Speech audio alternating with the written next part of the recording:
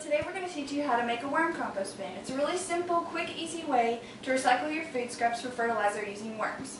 There are only a few simple steps to take, and there's only a few ingredients that you need that you can find just around your house. You'll need 2 plastic bins, a drill, some worms, preferably red wigglers, something to store your food compost in, shredded newspaper, shredded cardboard, and that's about it. There are 5 easy steps. Okay, so the first step you want to do is to drill holes in your bins. This bottom bin, you just want to drill some holes evenly spaced around the edge here just for ventilation.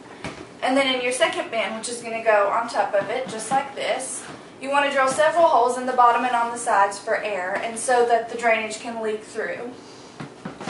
And then you're going to have a top for this. It just provides a dark space. And there's also going to be a second top right underneath here to catch any drainage that might come through. Okay, the second step in preparing your worm bin is to get the bedding ready. What you want to use for the bedding is shredded up newspaper, or you can use any really kind of shredded paper, and you're also going to need some shredded cardboard. What you want to do is you just want to dip it here in the kitchen sink in a little bit of water and then wring it out. You want it to have the consistency of a wrung out sponge, so it really doesn't need to be dripping any excess water. You want to squeeze it all out. You're going to need probably about 4 inches of this. And you put it in your bin. And then once that's done, you want to... Are we still? Yeah. Okay. And once that's done, you're going to want to get your cardboard damp as well, about the same texture and consistency. And you're going to lay that over all of that. And what this is for is the worms love to eat it. Alright, the third step in making your worm compost bin is adding the food. Now what you want to do is let this pile up for maybe 3 or 4 days, and generally a good rule of thumb is anything that you would put in your dispenser, you can feed to your worms. They don't like meat and they don't like fats, so try to feed them a natural diet. You want to just dump it in there all nice and gross. You might want to wear gloves for this part because it can get a little nasty, but you want to bury it in the bedding, generally on one side, and then you're going to put the worms on the other side.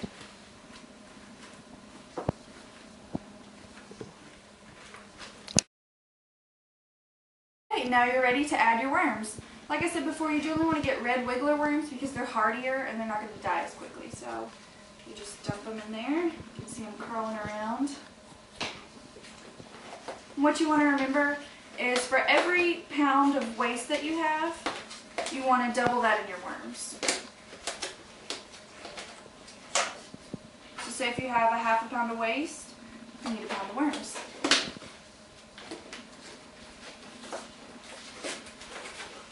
And don't worry about putting the worms directly on top of your food because they will travel to it.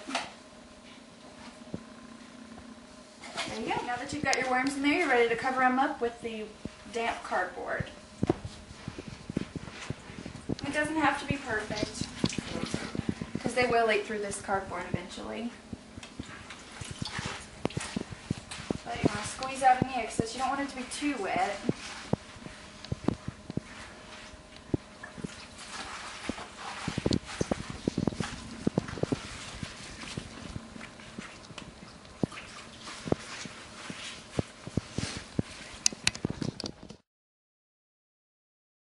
Okay, now that we're done feeding our worms, we have to remember that the next time we feed them, wherever you put your food, you want to just cover it up with a little bit more shredded paper or newspaper.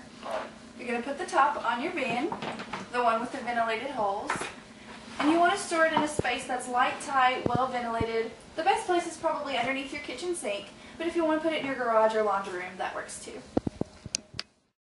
Okay, the next part of maintaining your worm bin is the maintenance. After about 3 months, this will be filled up to the top, and you'll want to push everything over to one side, the worms included. What you do next is you put on the other side new food and bedding, and then you wait about a day or 2, and the worms are going to have traveled all the way to the other side.